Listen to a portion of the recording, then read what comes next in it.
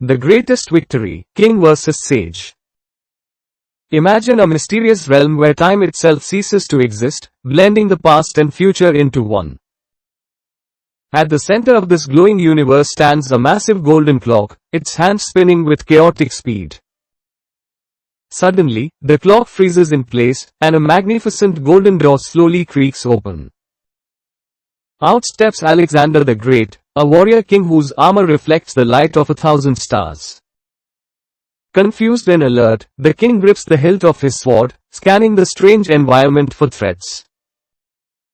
Across the cosmic expanse, Swami Vivekanand sits in deep meditation under a glowing, ancient banyan tree. The sage's orange robes flow around him, and his face radiates a profound, unshakable peace. Alexander walks toward the sage, his heavy boots creating echoes that ripple through the silence of the void. Stopping before the monk, the king demands to know the identity of this mysterious man. Vivekanand opens his eyes and offers a gentle smile, welcoming the conqueror with kindness. The sage explains that he is also a traveler, though his journey was not across lands but inward. While Alexander explored the edges of the earth, Vivekananda explored the depths of the human soul.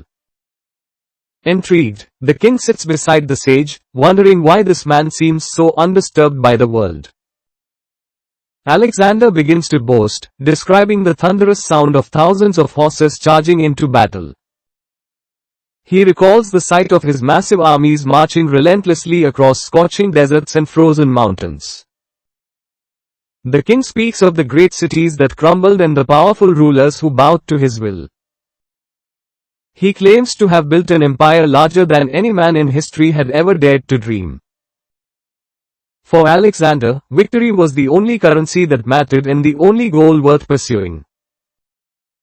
Vivekanand listens patiently, then asks a piercing question: "What do you seek at the end of this journey?" Alexander pauses, his confidence flickering for a moment, and simply answers, "Victory."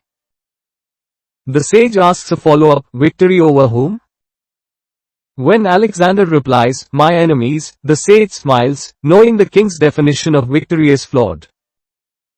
He explains that conquering others may bring power in the eyes of men, but it is a hollow win.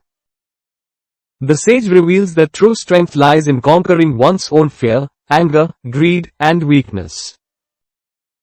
He suggests that the man who controls his own mind is more powerful than a ruler of 1,000 cities.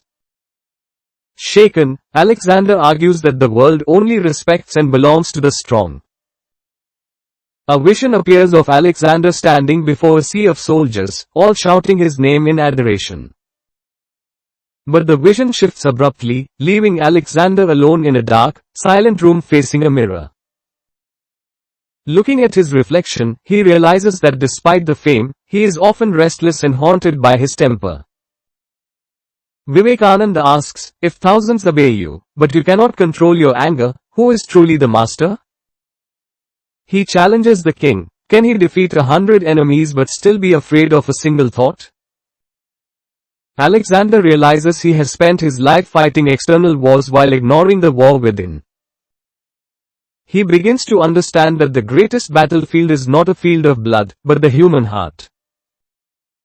As the conversation deepens, the atmosphere turns somber, and Alexander asks about the nature of fear. Vivekananda explains that the one enemy no sword can ever cut is the inevitability of death. Alexander admits that while he knows every man must die, the thought still brings a hidden chill. The sage teaches that knowing death is a fact, but accepting it is a spiritual liberation. Vivekananda tells him that living courageously means death no longer has the power to stop you. He explains that true courage is moving forward even when your legs are shaking with fear. Alexander looks at his golden armor and realizes it is useless against the passage of time. The king begins to see that bravery is not about winning wars, but facing the truth of existence. The conversation shifts to wealth, as Alexander envisions the mountains of gold he has looted.